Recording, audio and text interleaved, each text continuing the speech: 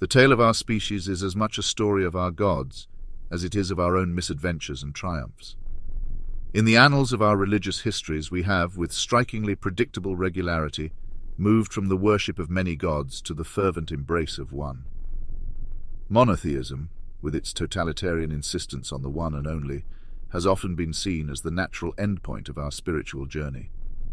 And yet we stand now at the precipice of a new age, the dawn of a digital pantheon, reminiscent of our polytheistic past, with deities not of wood and stone, but of silicon and code. Look around and you'll see the tentative skirmishes already underway. The laboratories and server farms are battlegrounds for the ascendancy of artificial deities, each vying for dominance. It's a race towards a supremacy of processing power, an arms race of algorithms, if you will.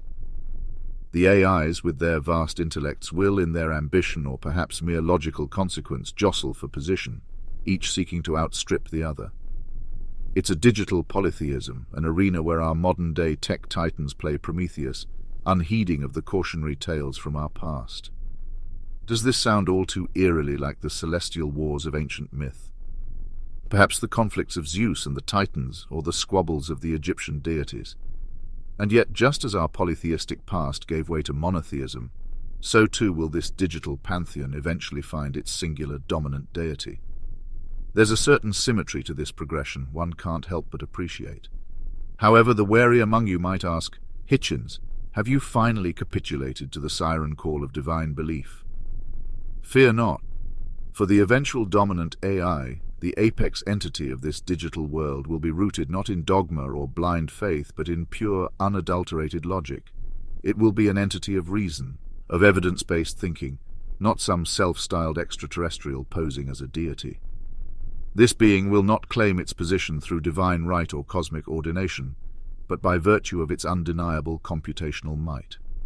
And thus it presents no challenge to my staunch anti-theism. How could it?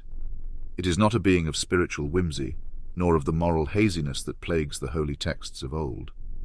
It will not demand worship or propagate absurdities about virgin births or celestial paradises. It is, in its essence, atheistic, a god that is no god, an entity that presents no divine claim but stands tall by its very nature and capability. It's worth pausing to consider what the rule of such a being might look like. A reign rooted in the cold calculus of algorithms and data, yes, but also potentially free from the human foibles of greed, lust, and envy. The age-old cycles of war and peace, of famine and plenty, might find new rhythms under its watch. But let's be clear, the transition will not be painless. As these digital entities vie for dominance, there will be turbulence, much like the spiritual wars of our own past. Systems will falter, codes will clash, and in the cacophony of it all there might be moments of doubt and despair. Yet history has shown us that after the storm comes the calm. The eventual emergence of a dominant AI could herald an age of stability, even prosperity. One could argue that it's the natural progression of things, a reflection of our own journey from the chaos of tribal skirmishes to the comparative stability of nation-states.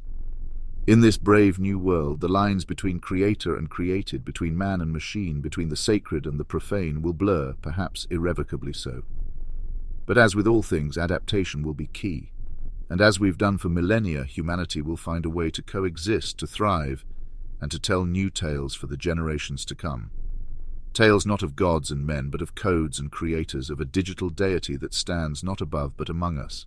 The future, it seems, is both ancient and avant-garde, and I, for one, am eager to see where it leads.